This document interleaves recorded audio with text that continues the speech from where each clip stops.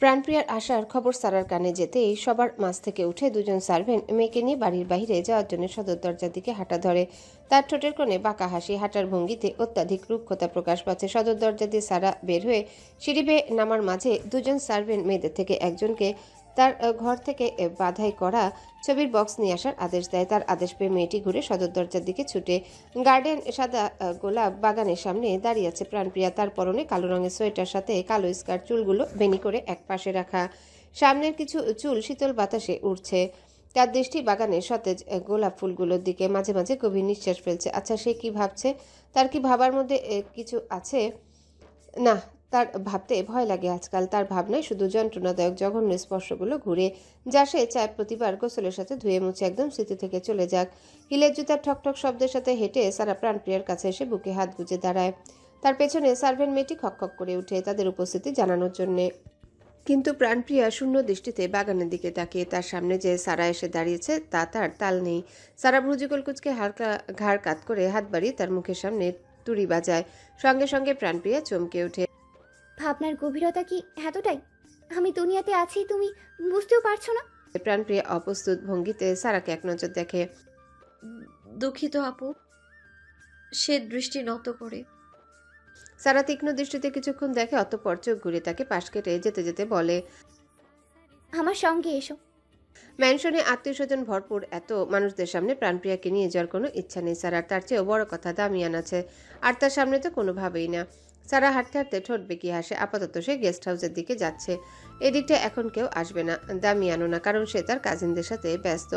প্রাণপ্রিয়ার ভেতর অশান্তি অস্বস্তি মিলে একাকার। সারা তাকে কেন গেস্ট হাউসের দিকে নিয়ে যাচ্ছে? মনের ভেতর প্রশ্ন কিলবিল করছে। তার পা আগে বাড়ছে না, কেমন গলা শুকিয়ে যাচ্ছে বারবার। আচ্ছা, সারা কি জানে তার বাগদত্তার সাথে তার কেমন সম্পর্ক? আচ্ছা, যদি জানে, নাকি সে ইতিমধ্যে জেনে গেছে? কি হবে, কি হবে? তাকে কি এর জন্যই রেখেছে? নানান প্রশ্নে প্রাণপ্রিয়ার ভেতরটা ছটফট করে উঠছে। সে আরও একবার ওই নিষ্ঠুর লোকের প্রতি চরম পর্যায়ে ঘৃণায় শরীর জ্বলে ওঠে। জীবন তাকে এমন দিনের মুখোমুখিও হতে হবে তার জন্যে। গেস্ট হাউসের সদর দরজা দিয়ে সারা ভেতরে প্রবেশ করে সোজা বসার ঘরে দামিয়ানের বসার সিঙ্গেল সোফায় গিয়ে পায়ের উপর পা তুলে বসে। তার সাথে আসা সার্ভেন্ট মেয়েটি তার পিছনে একপাশে গিয়ে দাঁড়ায়। প্রাণপ্রিয়া ধীর গতিতে এসে কিছুটা দূরত্ব বজায় রেখে থেমে যায়। সবসময়ের মতোই দুই হাত সামনে বেঁধে রাখা এবং দৃষ্টিনত। সারা প্রাণপ্রিয়ার পা থেকে মাথা অবধি তীক্ষ্ণ দৃষ্টিতে দেখে কিঞ্চিত হাসে। একটু বেশি ব্যস্ততার মধ্যে হয়তো দিনকাল কাটছে, তাই না? প্রাণপ্রিয়া ঠোঁট কামড়ে কয়েকবার চোখের পলক ফেলে। সারা সোফায় গায়ে লিয়ে মাথা দুলায়। বেশি ব্যস্ততার কারণেই তোমাকে আর দেখাই যায় না। প্রাণপ্রিয়া ঠোঁটে হালকা হাসির রেখা টানে। আসলে আমার আন্টি হসপিটালে ভর্তি, স্কুল এসব নিয়ে একটু ব্যস্ত। ও, আমি তো অন্য কিছুই ভাবছিলাম। তো তোমার আন্টি কেমন আছে? শুনেছি দামিয়ান নাকি সব খরচই বহন করছে। প্রাণপ্রিয়া গভীর শ্বাস ফেলার সাথে উপর নিচ মাথা নাড়ায়। সারার চোখ আগে থেকে আরো তীক্ষ্ণ হয়ে ওঠে। তার ভাবনাতে শুধু সন্দেহ, এর থেকে বেশি কিছু না। তাই সরাসরি জিজ্ঞাসা করছেন, এটা কি অদ্ভুত নয়? দামিয়ান আবরারের মতো একজন পুরুষের এত দরদ? আমি যতটুকু জানি সে নিজের লাভ ছাড়া সাহায্য করে না, সেটা ছোট লোকদের জন্য হোক না কেন। প্রাণপ্রিয়া ঠোঁট কামড়ে ধরে অপমানের দৃষ্টি তার আরো নত হয়ে যায়। হ্যাঁ, এটা ঠিক যে সারা তাকে সবসময় অপমান করে, কিন্তু আজ সে অপমান হওয়ার যোগ্য। সেটা কোন কারণে বাধ্য হয়ে হোক আর যাই হোক। সারা বসা থেকে উঠে ধীর পায়ে প্রাণপ্রিয়ার দু কাঁধে হাত রেখে দাঁড়ায়। এভাবে নিচের দিকে চেয়ে আছো কেন? আমার দিকে তাকাও। কিছুটা ভারী কণ্ঠে বলে। প্রাণপ্রিয়া উপর দিয়ে নিজেকে স্বাভাবিক রেখে তার দিকে তাকায়। সারা ঠোঁটের মৃদু হাসি নিয়ে প্রাণপ্রিয়ার মাথায় হাত বুলিয়ে দেয়। নজর লুকায় তারা যারা কিছু গোপন করে বা অপরাধ বোধ থাকে। অবশ্যই তোমার আর আমার মধ্যে এমন কিছু থাকা বা হওয়ার মতো কিছু নেই, তাই না? প্রাণপ্রিয়ার ভেতরটা চেপে ধরে, তবুও হেসে হ্যাঁ সূচক মাথা নাড়ায়। কিন্তু মনে মনে নিজের উপর তার ছিছি। সে দ্বিতীয় নারী। হ্যাঁ, সে দ্বিতীয় নারী। তাদের সম্পর্কে পিঠ পিছে থাকা দ্বিতীয় নারী। তার বাগদত্তা হালাল করা, ভোগ করা পাত্রী। এত বড় গোপন, এত বড় অপরাধবোধ নজর মিলাতে কত কষ্ট হচ্ছে কাকে বোঝাবে? কিন্তু কিছু করার নেই। সে পারবে না মুখ খুলতে, কোনোভাবেই না। সারা তার মাথা থেকে হাত সরিয়ে হালকা ঘুরে পেছনে দাঁড়িয়ে থাকা মেয়ে সার্ভেন্টকে তার জন্য পানি নিয়ে আসতে বলে। অতঃপর ফের প্রাণপ্রিয়ার দিকে দৃষ্টি ফেলে। যাই হোক, তোমাকে এখানে আসার বাকি কথা বলার আগে সার্ভেন্ট বাধাই করা ছবির বক্স তাদের সামনে টেবিলের উপর রাখে। কারণ চলে এসেছে। সারা ঠোঁটে হাসি নিয়ে বক্স থেকে একটা ছবি বের করে। দেওয়ালে টানাবো ছবিগুলো, আমার আর দামিয়ানের এঙ্গেজমেন্টের ছবি। তুমি তো জানো তোমার কাজ আমার কতটা পছন্দ। প্রাণপ্রিয়া বক্সের ছবিগুলোর দিকে তাকিয়ে নিজেকে তার আরো আরো বেশি নিচু মনে হচ্ছে। তো শুরু করো, ওই পাশে দেওয়ালটাই সব টাঙ্গাবে, খেয়াল রেখো আমার যাতে পছন্দ হয়। বলেই সারা হাতে ছবিটা প্রাণপ্রিয়ার দিকে বাড়িয়ে দেয়। প্রাণপ্রিয়া হা করে শ্বাস ফেলে ছবিগুলোর দিক থেকে চোখ সরিয়ে নেয়। অতঃপর বাড়িয়ে দেওয়া ছবি নেওয়ার জন্য কম্পিত হাত বাড়ায়। তখনই হঠাৎ সারার চোখে পড়ে তার হাতের দিকে। না, হাত না, হাতের অনামিকা আঙ্গুলের দিকে, যেখানে ডায়মন্ডের আংটি চকচক করছে। সারা ভ্রুযুগল কুঁচকে আচমকা তার হাত শক্ত করে ধরে জিজ্ঞাসা করে ওঠে, কে দিয়েছে তোমাকে? তার রুক্ষ কণ্ঠে। প্রাণপ্রিয়া দৃষ্টি নত করে। হাতের কম্পন আগে থেকে দ্বিগুণ। সারার চোখে মুখের রং বদলে যাচ্ছে। ডায়মন্ড চিনতে তার ভুল নেই, সচরাচর সে ডায়মন্ড ব্যবহার করতে পছন্দ করে। কে দিয়েছে তোমাকে এই ডায়মন্ডের আংটি? তার কণ্ঠস্বর রুক্ষ থেকে রুক্ষ। প্রাণপ্রিয়ার নরম হাতে তার নখ ঢুকে যাওয়ার উপক্রম। প্রাণপ্রিয়া ছটফট করে উঠে ব্যথায় হাত ছাড়িয়ে নিতে চায়। তোমার মতো একটা মেয়ের এই আংটি কেনার সামর্থ্য নেই, জানা আছে। ডাক্তারের ছেলে ইভানের কথাও বলা যাবে না, তাহলে কে দিয়েছে? সারা প্রাণপ্রিয়ার দিকে ভয়ঙ্কর দৃষ্টিতে তাকায়। প্রাণপ্রিয়ার চোখে জল এসে পড়েছে। আমার ব্যথা লাগছে স্যার, আপু ছেড়ে দিন দয়া করে। ছেড়ে দেব? আমি ছেড়ে দেব, কিন্তু আগে এটা বলো, কাকে নিজের শরীর দিয়ে এই আংটি পেয়েছো? সারার হাত আরো শক্ত হয়। প্রাণপ্রিয়া আরেক হাত দিয়ে মুখ চেপে কেঁদে ওঠে। সারার শরীর জ্বলে যায়। চিৎকার দিয়ে বলা শুরু করে, বলতে পারবি না তাই না? তোর ভালোই কি এতটা সিক্রেট রাখতে হচ্ছে? বাজারও মেয়ে কোথাকার। বলেই সারা প্রাণপ্রিয়াকে ধাক্কা মেরে বসে। সে সময় পেছন দিক থেকে সার্ভেন্ট মেয়ে পানির গ্লাস হাতে নিয়ে আসছিল। ধাক্কার ফলে প্রাণপ্রিয়া তার উপর গিয়ে পড়ে। ফলস্বরূপ কাচের পানির গ্লাস নিচে পড়ে চূর্ণ বিচূর্ণ। সার্ভেন্ট মেয়েটি নিজেকে সামলে নেয়। তবে প্রাণপ্রিয়া তাল সামলাতে না পেরে পড়ে যেতেই কাচের টুকরো তার হাতে ঢুকে ফ্লোরে গড়া পানির সাথে তার রক্ত মিশে একাকার। প্রাণপ্রিয়া ব্যথাতুর কান্নামাখা কণ্ঠে শব্দ করে ওঠে। সারা হাত মুষ্টি বন্ধ করে রাগে ফোঁস করছে। তার জানতে হবে আংটির মালিক বা রূপ দেখিয়ে শরীর দিয়ে পেয়েছে। সে তার দিকে পা বাড়ায় আরো কিছু বলার জন্য। তৎক্ষণাৎ পুরুষালী ভারী কণ্ঠ। What's going on here? আকস্মিক কণ্ঠস্বরে সারা কিছুটা চমকে উঠে। তবে মনে মনে উপস্থিত মেয়ে সার্ভেন্ট দুটি জড়সড় হয়ে দৃষ্টি নত করে ফেলে। প্রাণপ্রিয়া অশ্রুসিক্ত নয়নে রক্তে ভেজা হাত দুটি ঘুরিয়ে দেখতে আটকে উঠে। কাছের টুকরো বিধে দুহাত রক্তে ভেসে যাচ্ছে। আমি কিছু জিজ্ঞেস করেছি সারা? তার উচ্চ হুঙ্কার কণ্ঠ। উপস্থিত সবাই কেঁপে ওঠে। সারা প্রাণপ্রিয়ার দিক থেকে চোখ সরিয়ে সামনের দিকে তাকায়। দামিয়ান দাঁড়িয়ে আছে। তার শক্ত তীব্র দৃষ্টি প্রাণপ্রিয়ার দিকে নিবদ্ধ। পাশে আহনাফ হতাশ চোখে তার দিকে চেয়ে। তোমার সাহস কি করে হলো তুমি আশ্রম থেকে মেয়ে এনে তাদের সাথে এরূপ আচরণ করার? সারা নিজের রাগ সংযত করার জন্য চোখ বন্ধ করে বড় নিঃশ্বাস ফেলে ফের খুলে, অ্যাক্সিডেন্টলি হয়ে গেছে, কাজের জন্য এনেছি ওকে। দামিয়ান সারার দিকে দৃষ্টি ফেলে। জঙ্গলে কাজিনদের সাথে আজ পাখি শিকার করতে যাওয়ার জন্য বন্দুক নিতে এসেছিল। এটা অবশ্য বাহানা। তার কানে খবর পৌঁছে গিয়েছিল প্রাণপ্রিয়া আর সারা গেস্ট হাউসে। কাজের জন্য? তুমি এই সাহসী বা কোথা থেকে পেয়েছো? আশ্রম থেকে মেয়ে এনে তুমি কাজ করাবে? তোমার জন্য কি সার্ভেন্ট বরাদ্দ করা হয়নি? তার উচ্চ স্বর। সারা দৃষ্টি নত করে। তার শরীর কাঁপছে রাগে। স্পষ্ট এই মেয়ের জন্য তার দরদ। দামিয়ান সারার দিকে পা বাড়ায়। অবশ্যই বাবা তোমাকে এর পারমিশন দেয়নি বা আমি দেইনি। নিজের সীমা হয়তো ভুলে যাচ্ছ তাই না? পেছনে দাঁড়িয়ে থাকা আহনা পরিস্থিতি বেগতিক যাওয়ার আভাস পাচ্ছে। দামিয়ান সারার একদম কাছে গিয়ে দাঁড়ায়। আবরার কিন্তু এখনো হওনি। সারা হয়তো হওয়ার ইচ্ছাও নেই। সারা কথাটা শোনা মাত্রই জ্বলন্ত চোখে দামিয়ানের দিকে তাকিয়ে বলে ওঠে, তুমি এটা বলতে পারো না দামিয়ান। চোখ নিচে, একদম সাহস টেনে ছিঁড়ে ফেলবো। আর কখনো আমার দিকে এভাবে তাকালে আর আমি কি বলতে পারি, কি করতে পারি তোমার কোনো ধারণা নেই। সারা অপমানে চোখ নামিয়ে নেয়। মাফ চাও। সারা বিস্ময়ের সাথে দাঁতে দাঁত চাপে। আমি মাফ চাইতে বলেছি। বারবার এক কথা বলা আমার পছন্দ না সারা। সারা ঠোঁট কামড়ে ধরে। তাদের আশ্রমের আশ্রিতার জন্য যে এই দরদ না সারার বুঝতে বাকি নেই। তার চোখ দুটো লাল হয়ে গেছে। এক নজর আহনাফের হতাশ মুখের দিকে তাকায়। অতঃপর ধীর কণ্ঠে বলে, আই এম রিয়েলি সরি প্রাণপ্রিয়া। কথাটা বলে আর এক মুহূর্ত দাঁড়ায় না। হনহন করে গেস্ট হাউস থেকে বের হয়ে যায়। তার পিছনে আহনাফ ছুটে। সার্ভেন্ট মেয়ে দুটো মাথা নত করে দ্রুত পায়ে চলে যায়। প্রাণপ্রিয়া এখনো স্থির হয়ে নিচে বসা। তার দৃষ্টি তার হাতের দিকে। রক্তে মাখামাখি ভয়ঙ্কর অবস্থা হাত। দামিয়ান তার দিকে তাকায়, মুখে আগের থেকে অতিরিক্ত গম্ভীরতা। সে এগিয়ে যায় তার দিকে। অতঃপর শক্ত হাতে বাহু চেপে টেনে দাঁড় করিয়ে কয়েক কদম হেঁটে তাকে সোফায় বসে এবং পাশে নিজেও বসে। প্রাণপ্রিয়া কোনো রকম প্রতিক্রিয়া দেখাচ্ছে না, তার চোখ দিয়ে জল পড়তে পড়তে এখন আর জল বের হচ্ছে না তার। তবে কানে সারার বলা বাক্য আর বাজানো মেয়ে কথা দুটো খুব বাজছে। দামিয়ান তার হাত টেনে নিজের কাছে এনে নির্দয়ের মতো কাজগুলো বের করতে করতে বলে, ব্যথা হলেও কিচ্ছুই করার নেই, সহ্য করো। হচ্ছে না ব্যথা আমার। সঙ্গে সঙ্গে তার জবাব, তবে খুব ধীর কণ্ঠস্বরে। দামিয়ান তার মুখের দিকে তাকায়, ফ্যাকাশে মুখখানা কেমন একদম শুকিয়ে গেছে, যা দেখে সে বিরক্ত হয়। ইচ্ছে করে কাজ খুব জোরে টান মেরে বের করে। প্রাণপ্রিয়া হাসে। এই অল্প ব্যথায় আমার কিচ্ছু হচ্ছে না। যত ব্যথা যন্ত্রণা ক্ষত সব আগে দিয়ে ফেলেছেন, ওইগুলোর সামনে তো এগুলো কিছুই না। এখনো কি অনুভব করছো সেই যন্ত্রণা, ব্যথা, ক্ষতগুলো? সে প্রশ্ন করে। প্রাণপ্রিয়া মাথা নাড়ায়।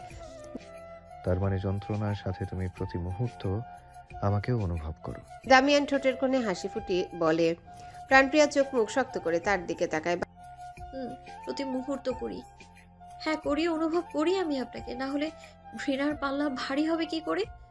এই যে এখনো আমি আপনাকে অনুভব করছি, মস্তিষ্কে বারবার জানান দিচ্ছে, দেখ আরেকজনের বাগদত্তা। বাকি কথাগুলো শেষ করতে পারে না প্রাণপ্রিয়া। দামিয়ান তার গাল চিপে ধরেছে। কথা ঠিকঠাক ভাবে বলো প্রাণপ্রিয়া, না হলে যন্ত্রণা কত রকম হতে পারে বুঝাতে কিন্তু সময় নেব না।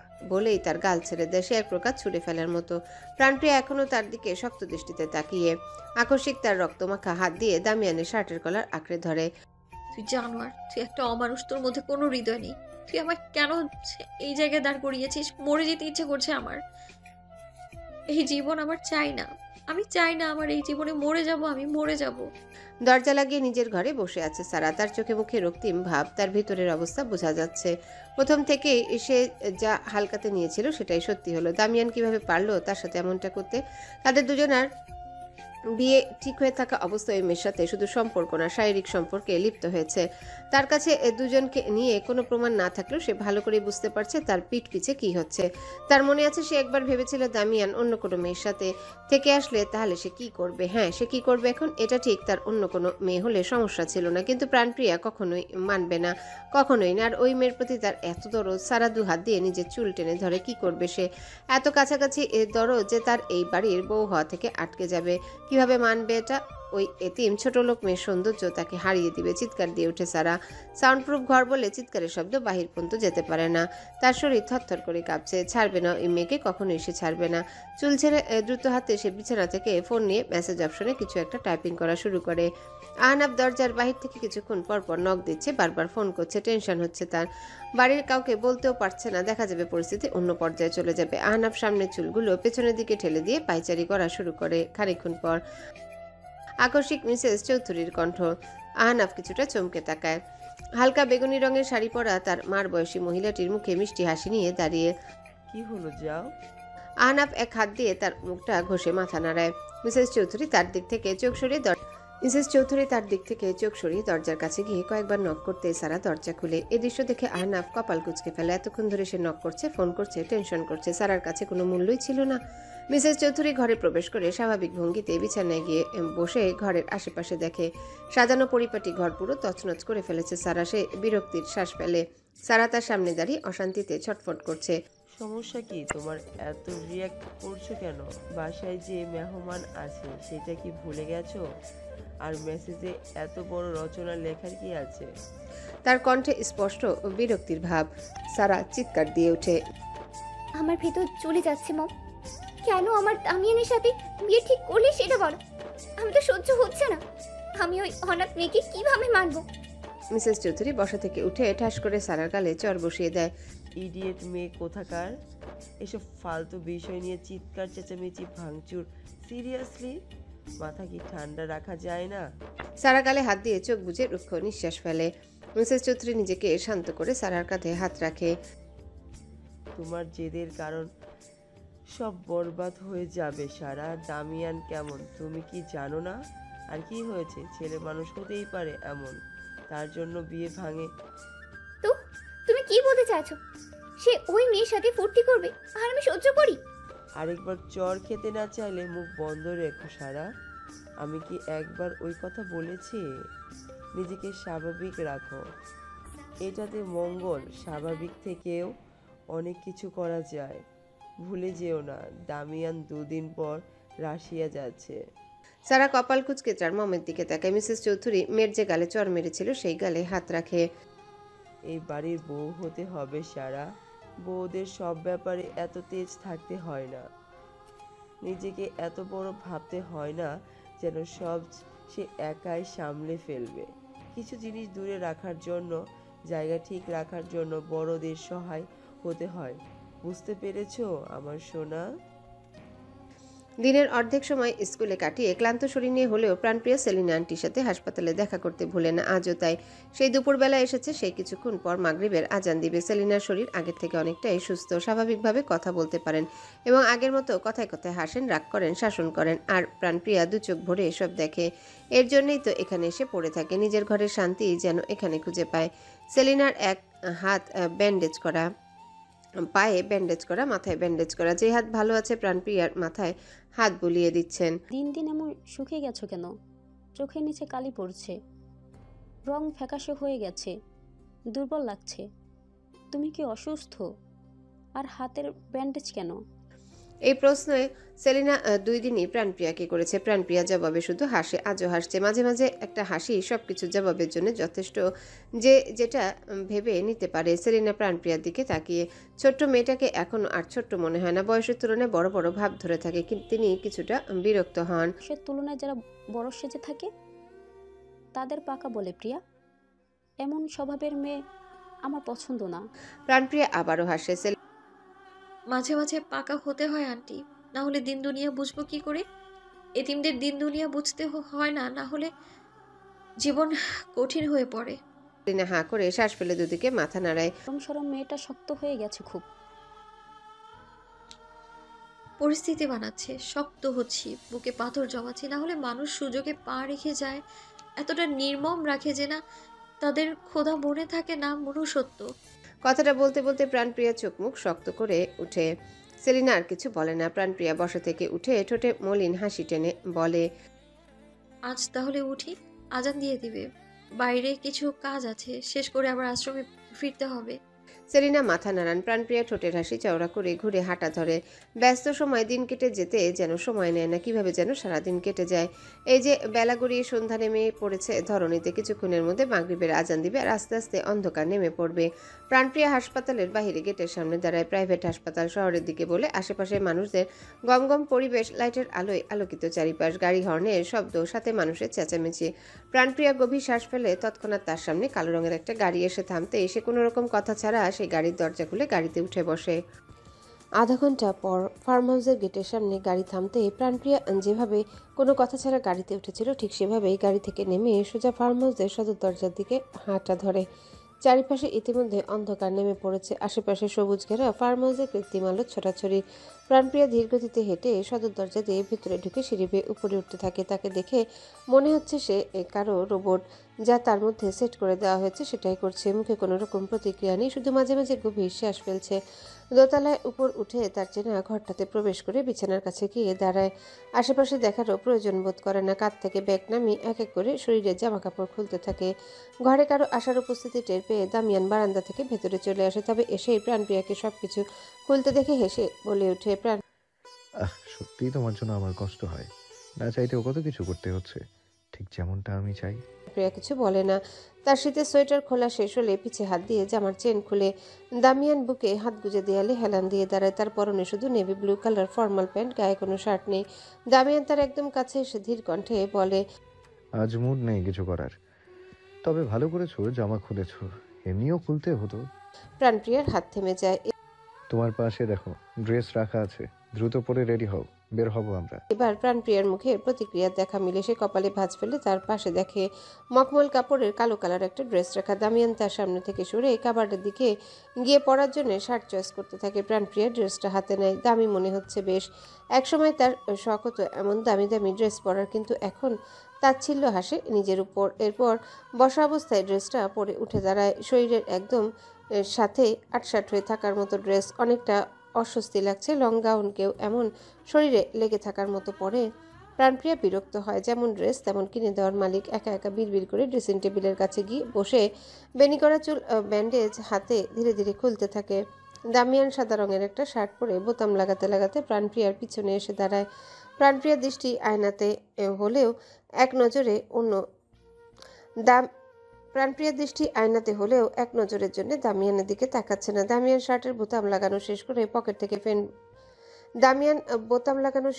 পকেট থেকে ফোন বের করে কাউকে ফোন দিয়ে সবকিছু ঠিকঠাক আছে কিনা জিজ্ঞাসা করে। ওপাশ থেকে কি বলা হচ্ছে শোনা যাচ্ছে না। দামিয়ান কানে ফোন ধরে আয়নাতে প্রাণপ্রিয়াকে সরু চোখে দেখছে আর কথা বলছে।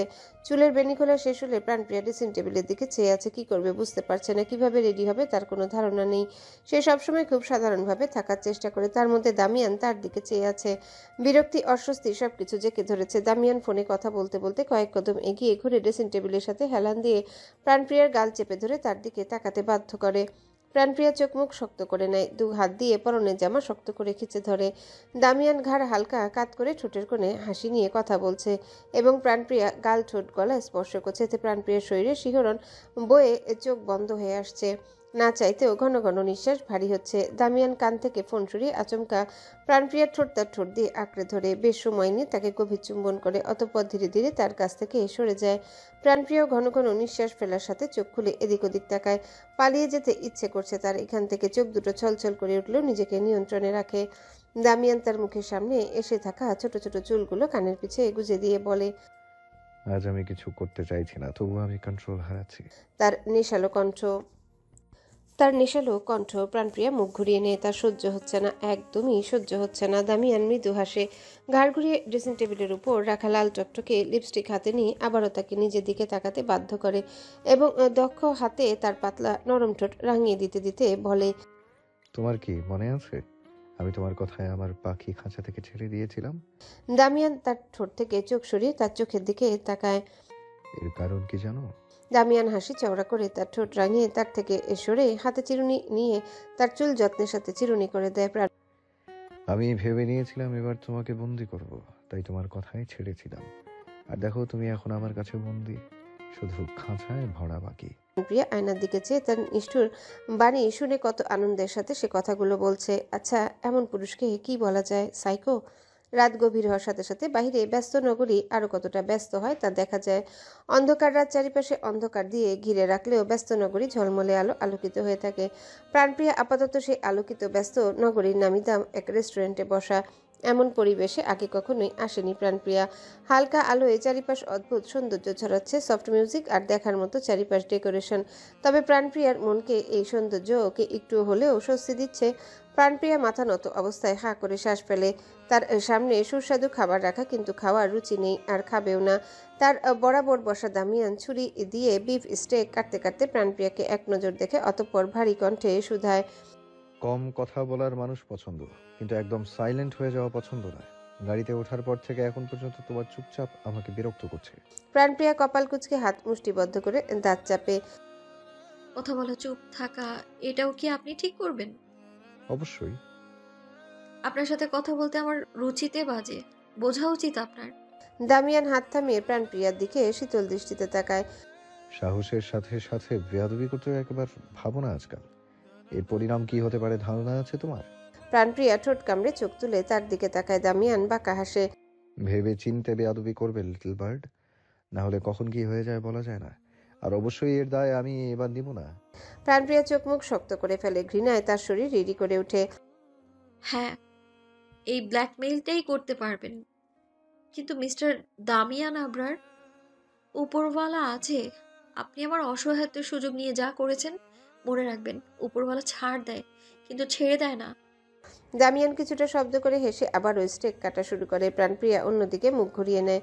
সময়ও তার সাথে নির্দয়ের মতো আচরণ করছে। আশ্রমে ফেরার সময় হয় না, মনে মনে চিৎকার করে বলে। দামিয়ান স্টেক কাটা শেষ করে প্রাণপ্রিয়ার দিকে প্লেট দিয়ে বলে, পরেরটা পরে দেখা যাবে, উপরওয়ালা আমার সাথে কি করে। তবে একটা জিনিস খুব অদ্ভুত, আমি যাই বলি সবশেষে তোমার সাহস আর এখনকার বেয়াদবি দুটোতেই ইমপ্রেস হতে বাধ্য হই, যেখানে এগুলো আমার অপছন্দের তালিকার সবার উপরে। প্রাণপ্রিয়া মুখ কালো করে ফেলে। এসব কথা শুনে সে আগ্রহী না। দামিয়ান দিকে চেয়ে ঠোঁট কামড়ে মৃদু হাসে। যাই হোক, খাও, তোমার খাওয়া প্রয়োজন, খেলে শরীরে এনার্জি পাবে। প্রাণপ্রিয়ার চোখ বড় বড় করে তার দিকে তাকায়। তার গাল মুহূর্তে লাল হয়ে লজ্জার শরীর জ্বলে ওঠে। তার দিকে চেয়ে সফট ড্রিঙ্কসের গ্লাসে চুমুক দিয়ে ফের বলে। প্রাণপ্রিয়া তার দিক থেকে চোখ নামিয়ে নেয়। কোনোভাবে যদি এখানে সে এখন মিশে যেতে পারতো বা পালিয়ে যেতে পারতো। ঘণ্টাখানেক রেস্টুরেন্টের সময় পার করে ফিরে যাওয়ার উদ্দেশ্যে গাড়িতে উঠে বসে তারা। ড্রাইভিং সিটে নিলয়। তারপর আধা ঘন্টা রাস্তায় দুজনের মধ্যে কোনো রকম কথা হয় না। পেছনের সিটে দুজন দুই প্রান্তে বসে থাকে। আলোয় ঝলমলে ব্যস্ত নগরী থেকে ভেতরের দিকে চলে আসে গাড়ি। আশেপাশে অন্ধকার রাস্তায় অনেকটাই দূরে দূরে সোডিয়াম লাইট জ্বালানো। নিলয় আবরার ম্যানশনে যাওয়ার রাস্তা এবং আশ্রমের থেকে অনেকটা দূরে গাড়ি থামায়। গাড়ি থেমে যেতেই প্রাণপ্রিয়া স্বস্তির নিঃশ্বাস ফেলে দ্রুত গাড়ি থেকে নামার জন্য দরজা খুলতে নেবে আচমকায় দামিয়ান তাকে টান দিয়ে তার কোলের উপর বসায়। প্রাণপ্রিয়া চমকে মৃত কণ্ঠে বলে, কি করছেন? ছাড়ুন আমায়। দামিয়ান কোমর জড়িয়ে আরো শক্ত করে চেপে ধরে তাকে নিজের সাথে। অতঃপর নিলয়কে লাইট অফ করে গাড়ি থেকে বের হয়ে যাওয়ার আদেশ দেয়। প্রাণপ্রিয়ার শরীর মুহূর্তেই কেঁপে ওঠে। নিলয় লাইট অফ করে চুপচাপ গাড়ি থেকে বের হয়ে দূরে চলে যায়। গাড়ির ভিতর এবার অন্ধকারাচ্ছন্ন। বাইরের অন্ধকার আর অন্ধকার করে রেখেছে অনেকটা দূরে সোডিয়াম লাইট। এই পর্যন্ত আলো আসা মুশকিল। প্রাণপ্রিয়া তার কোলে বসা হাত দুটো গলা জড়িয়ে রেখেছে। অন্ধকার। প্রাণপ্রিয়ার চোখ দুটো ছলছল করে উঠে। আবারও তাকে যন্ত্রণা সহ্য করতে হবে। কিছুটা সময় এভাবেই পার হয়। অতঃপর দামিয়ান তাকে ছেড়ে দেয়। প্রাণপ্রিয়া দ্রুত কোল থেকে নেমে জামা ঠিক করতে করতে দূরে সরে যায়। দামিয়ান হেসে ওঠে। আমি দুদিনের জন্য রাশিয়া যাচ্ছি। আমি চাই না কোনোভাবে তুমি আমাকে ভুলে থাকো। দুদিন শরীরের ক্ষতগুলো আমাকে মনে করিয়ে দিবে, অনুভব করবে।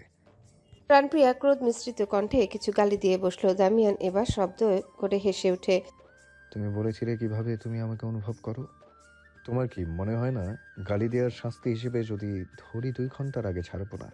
তার কণ্ঠে রুক্ষতা। প্রাণপ্রিয়া দ্রুত গাড়ি থেকে নেমে পড়ে। এলোমেলো পায়ে হাঁটা ধরে অন্ধকারে দ্রুত হাঁটার চেষ্টা করছে। বেশ বোঝা যাচ্ছে। দামিয়ান তার যাওয়ার দিকে তীক্ষ্ণ দৃষ্টিতে তাকিয়ে থাকে। কি যেন হচ্ছে আজকাল। তার যা হওয়ার ছিল না, যা কখনো ভাবেওনি। প্রাণপ্রিয়া হাঁটতে হাঁটতে সোডিয়াম লাইটের দিকে চলে গেছে। তাকে এবার দেখা যাচ্ছে। দামিয়ান গভীর শ্বাস ফেলে। চলে যাওয়া মেয়েটি তাকে প্রথম থেকে এই পর্যন্ত এক এক ভাবনার সাথে এক এক অনুভূতি সাক্ষাৎ করাচ্ছে। তাকে পেয়ে আরও পাওয়ার আকাঙ্ক্ষা তীব্রতা পরিণত হচ্ছে। ঠোঁট বাঁকিয়ে হাসে দামিয়ান। সুন্দর অসাধারণ মেয়েটি অপ্রয়োজনীয় থেকে কোন পর্যায়ে এসেছে তার জীবনে। তবে হ্যাঁ, এখনও তাকে খুশি রাখার থেকে সে কাঁদতে বেশি পছন্দ করে। অবশ্যই সবার চাওয়া পছন্দ এক হয় না। তার প্রতি যে অনুভূতি সে অনুভব করছে সেটা ভালোবাসাও হতে পারে, কিন্তু তার ভালোবাসার নরম অনুভূতি পছন্দ না।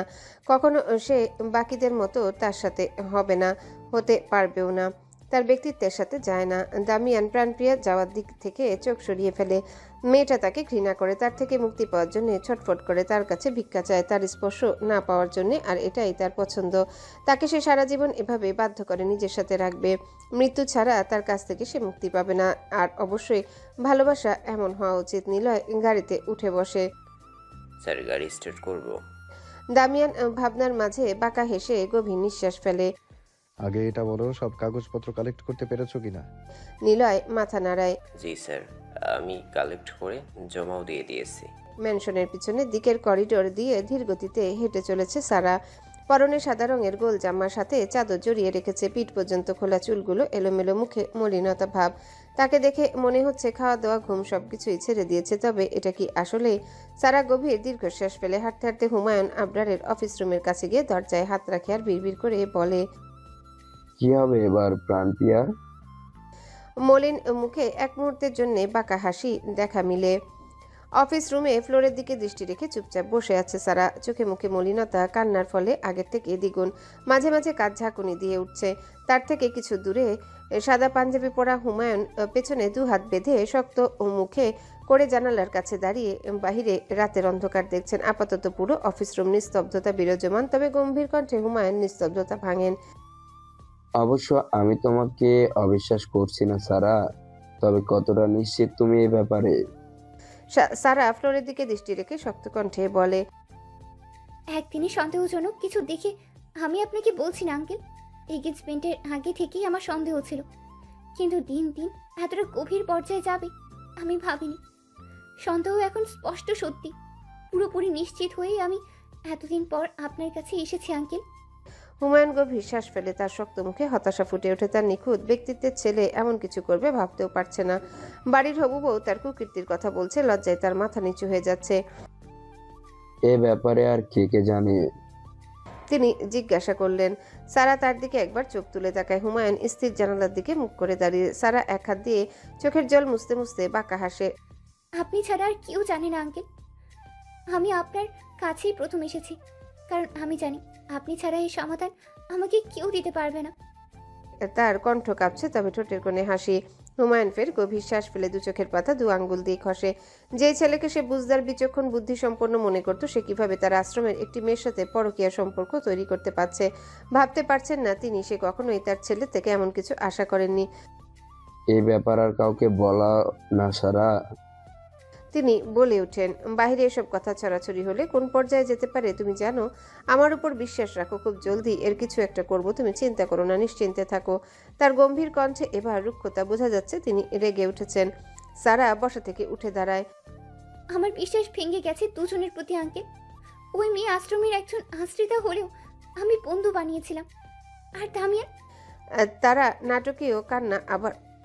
নাটকীয় কান্না আবারও শুরু করে দেয়। দু হাতে মুখ ঢেকে ফেলে। সে চাইছে হুমায়ুন অত্যাধিক পর্যায়ে রেগে উঠুক, এইটাই তো সুযোগ। হুমায়ুন ঘুরে তাকান। সারার এমন কান্নাকাটি দেখে তিনি আসলেও ভেতরে আরো রেগে উঠছেন। আমি আমি ভালোবাসি দামিয়ানকে আঙ্কেল। আমি ওই প্রাণপ্রিয়া মেয়েকে সহ্য করতে পারবো না। আমি পারবো না ওই মেয়েকে দামিয়ানের আশেপাশে দেখতে। ও প্লিজ প্লিজ আঙ্কেল, কিছু একটা করুন। অনেকদিন পর আজ সকাল সকাল বাইরে মিষ্টি রোদের দেখা মিলছে। ঠান্ডাটাও আজ অনেকটা কম, যার কারণে আশ্রমের কাজ অনেক বেশি। পুরো আশ্রম পরিষ্কার পরিচ্ছন্নতা, জিনিসপত্র ধোয়া মুছে, আরো কত কি। বেলা এখন 11:30। প্রাণপ্রিয়া আর স্কুলে চাকরি নেই।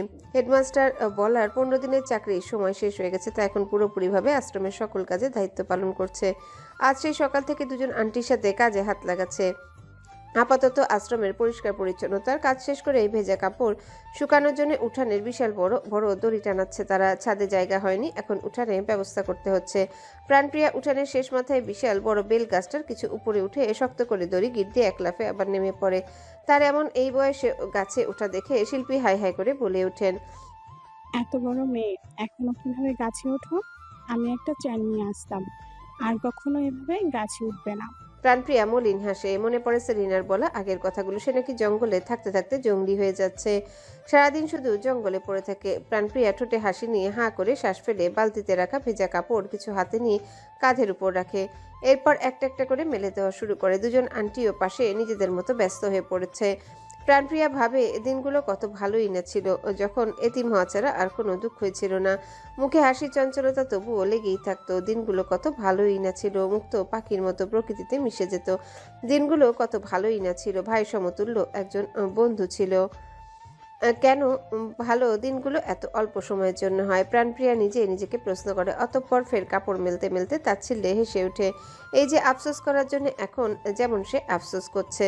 রোদ্রে তিনজন মিলে সবগুলো কাপড় মেলে দেওয়া শেষ করে অতঃপর আশ্রমের সদর দরজা দিয়ে ভেতরে প্রবেশ করতে রুমা বলে ওঠেন, গোসল করে এসে খাবারের ব্যবস্থা করা যাক এবার। স্কুল থেকে বাচ্চারা কিছুক্ষণের মধ্যেই এসে পড়বে। প্রাণপ্রিয়া তার পরনের শার্টের বোতাম একটা খুলে। নীল রঙের শার্ট ভিজে চুপচুপা। আজ ঠান্ডা, কম্বলে সোয়েটার পরা হয়নি। রুমা তার দিকে তাকান তাকে উদ্দেশ্য করে কিছু বলার জন্য, কিন্তু হঠাৎ চোখে পড়ে প্রাণপ্রিয়ার গলায় এবং আরও নিচের দিকে ছোপ ছোপ কালচে দাগ, যা স্পষ্ট দেখা যাচ্ছে। রুমা কপালে ভাঁজ ফেলে তার গলার দিকে হাত বাড়িয়ে জিজ্ঞাসা করে ওঠেন, কি হয়েছে তোমার শরীরে? এসব কিসের দাগ? তার আকস্মিক প্রশ্নে পাশে দাঁড়ানো শিল্পী ও প্রাণপ্রিয়ার দিকে তাকান। প্রাণপ্রিয়ার মুখ ফ্যাকাশে হয়ে যায়। সঙ্গে সঙ্গে দ্রুত শার্টের বোতাম যেটা খুলেছিল সেটা লাগিয়ে আমতা করে ওঠে। এতদিন অতিরিক্ত ঠান্ডার ফলে সোয়েটার পরার জন্য শরীরের দাগগুলো কারো চোখে পড়েনি, তবে আজ কি হলো বলো? এত দাগ কিসের? আর নিচের দিকেও তো দেখা যাচ্ছে। কি হয়েছে আমাকে দেখাও। ত্বকের কোনো সমস্যা হয়নি তো? প্রাণপ্রিয়া দু কদম পিছের দিকে চলে যায়। মুখে কিছুটা মেকি হাসি টেনে দৃষ্টি লুকানোর সাথে বলে, তেমন কিছু না, আমার অ্যালার্জি আছে, ঠিক হয়ে যাবে, ওষুধ খাচ্ছি আমি। কথাটা বলে আর এক মুহূর্ত দাঁড়ায় না, দ্রুত পায়ে সিঁড়ি বেয়ে উপরের দিকে চলে যায়। রুমা কপালে ভাঁজ ফেলে তার যাওয়ার দিকে তাকিয়ে। পাশ থেকে শিল্পী কিছুটা সন্দেহ কণ্ঠে বলেন, বয়স তো আর এমনি এমনি হয়নি, দাগগুলো যে কোনোভাবেই অ্যালার্জির তা বোঝা যাচ্ছে। প্রাণপ্রিয়া নিজের ঘরে ঢুকে ঠাস করে দরজা লাগিয়ে চোখ বন্ধ করে ঘন ঘন নিঃশ্বাস ফেলে। এটা কতটা স্বাভাবিক সবার চোখে পড়া, আর এটা কতটা অস্বাভাবিক সে অ্যালার্জি বলছে, যা বিশ্বাস করার মতো একদমই ছিল না।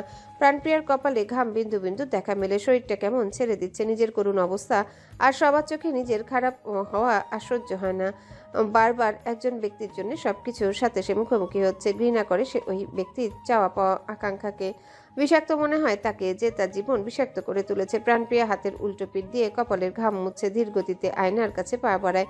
অতঃপর দেখা মিলে তার আয়নাতে প্রতিচ্ছবি। কতটা বদলে গেছে সে, শরীর স্বাস্থ্যের অবস্থা কেমন ভেঙে গেছে। যাই হোক, ধীরে ধীরে শার্টের সবগুলো বোতাম খুলে শরীর থেকে শার্ট খুলে ফেলে। প্রকাশ হয় তার ফর্সা শরীর, যা মৃদু ঠান্ডায় কেঁপে ওঠে। প্রাণপ্রিয়া 2 হাত দিয়ে নিজেকে চেপে ধরে, তার চোখ দুটো ছলছল করে উঠছে। ঝাপসা চোখে নিজের অবস্থা দেখে চিৎকার করে কাঁদতে ইচ্ছা করছে। ত্বকে অসংখ্য কামড়ের দাগ, সাথে গলার প্রতিবার চেপে ধরার দাগ আজ আন্টিদের চোখে পড়ছে। প্রাণপ্রিয়া আয়নায় দৃষ্টি রেখে ক্রোধ ভরা কণ্ঠে বলে, আমায় ধরে রাখতে পারবে না? আমি মৃত্যুকে বেছে নিব, তাও এই জানোয়ারের সাথে থাকবো না আমি। প্রাণপ্রিয়া নিজের শরীরে হাত বুলায়, কিছু জায়গায় প্রচন্ড ব্যথা হয়ে আছে। সেই রাতে তাকে মনে রাখার জন্য আবার যে ক্ষতগুলো করেছিল, আসলে সত্যি সে এক মুহূর্তের জন্য ভুলেনি।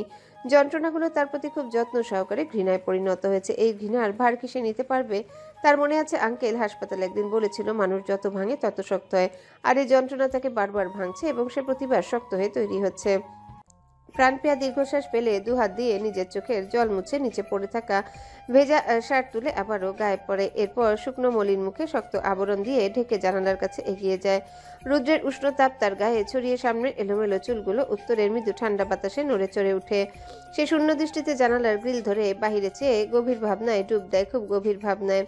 Russia, Moscow, Anton Palace. দামিয়ান এয়ারপোর্ট থেকে সোজা অ্যান্টন প্যালেসে এসেছে। আজ 2 দিন হবে। এখানে আসার পর থেকে নানান কাজে এতটাই ব্যস্ত হয়ে পড়েছে, নিজ প্যালেসে এখনো যায়নি। বাংলাদেশেও যেতে পারছে না। 2 দিনের সময় নিয়ে আসলো, কিছুদিন তার থাকতে হবে। সময়টা এখন দুপুর 2টা।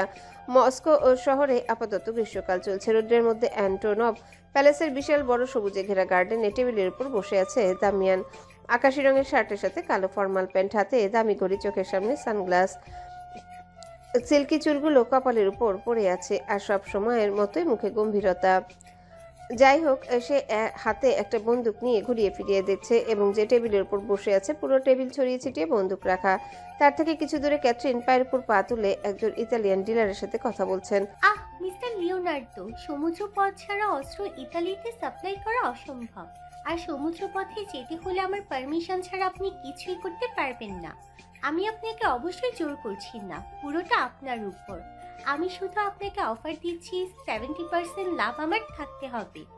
ক্যাথরিন ঠোঁটের কোণে হাসি নিয়ে চোখ থেকে সানগ্লাস খুলে ফের বলে, আপনার উচিত ছিল সবকিছু ভেবে আমার সাথে ডিল করতে আসা।